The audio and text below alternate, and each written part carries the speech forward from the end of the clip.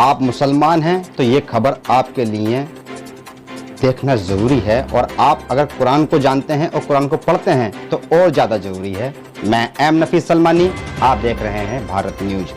आपको बताता चलूं, वसीम रिजवी, मैं एक जाहिली कहता हूं शुरू से उसको, हालांकि इस तरह की टिप्पणी किसी भी सार्वजनिक स्थल से नहीं करनी चाहिए, पर फिर भी जो आदमी बार बार शैतानी हरकत करता रहे उसको जाहिली कहा जाएगा। आज एक वीडियो जारी किया है वसीम रिजवी ने, जिसमें वो दावा कर रहा है कि उसने कुरान खुद लिख लिया, यानी कि जो अब से कुछ महीनों पहले सुप्रीम कोर्ट के अंदर उसने एक याचिका डाली थी, जिसमें कहा गया था कि 26 कुरान की आयतों को बदला जाए। उस पर याचिका कैंसिल कर दी गई और उस पर जुर्माना भी लगाया गया था और लताड़ भी लगाई गई थी। पर इतनी बड़ी हिमाकत की है कि कुरान शरीफ पूरा का पूरा कुरान मजीद खुद लिख दिया और उसमें से 26 आयतें हटा दी। और सबसे बड़ी बात कि देश के प्रधानमंत्री को पहली कॉपी भेजी है उस कुरान मजीद की, मैं उसको कुरान मजीद नहीं कहूँगा, यानी कि वसीम रिजवी के ने अपनी किताब को पहली कुरान का नाम देकर प्रधानमंत्री नरेंद्र मोदी को भेजा है। आइए पहले वसीम रिजवी को सुन लीजिएगा कि क्या बदतमीजी कर रहा है और किस अंदाज में बता रहा है कि देखिए कि कुरान मजीद ही लिख दिया, यानी कि इतना बड़ा शैतान आदमी है ये, जिसका कोई ठिकाना नहीं है। आइए सुनते हैं इस शैतान को।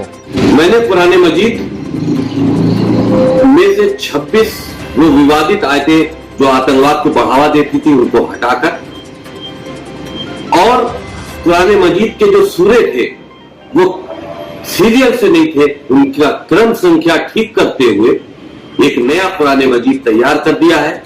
मैंने प्रधानमंत्री जी को उसका एक मॉडल भेजा है अपने पत्र के साथ में, और उनसे कहा है कि इस कुरान मजीद को सभी मदरसों में और मुस्लिम समाज में पढ़वाए जाने की व्यवस्था सुनिश्चित कराएं, और बहुत जल्द ये कुरान मजीद मार्केट में भी उपलब्ध होगा, जो मैंने सही किया है और यही सही कुरान मजीद।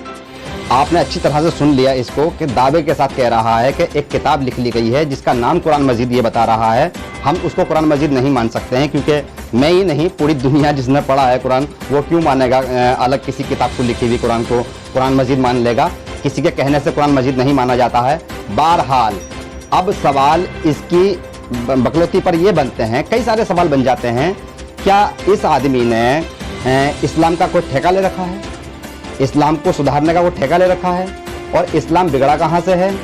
कोई भी विद्वान अन्य किसी राजनीतिक पार्टी या गैर सरकारी मतलब गैर संस्था का कोई भी व्यक्ति आज तक ये साबित नहीं कर सका है कि इस्लाम का एक भी अरकान यानी कि कोई भी नियम जिसको कहा जाए कि वो गलत है। अगर किसी तरीके से भी इस्लाम की छोटी से छोटी बात पर रिसर्च किया जाए तो आपको मालूम होता है कि हर इंसान की ज़रूरत की चीज़ें इस्लाम ने पहले से ही बता दी हैं। अब से 1400 कुछ वर्ष पहले इस्लाम जब वजूद में आया तो कुरान भी वजूद में आया, और कुरान को कहा गया कि अल्लाह की किताब है, उसमें कोई संस्थापक भी नहीं है। कुरान नाजिल हुई रसूलुल्लाह सल्लल्लाहु अलैहि वसल्लम पर, और इसी के साथ साथ ये पूरी दुनिया की किताब बन गई, पूरी दुनिया की, ना कि मुसलमानों के लिए ये किताब है, ये पूरी दुनिया के लिए किताब है।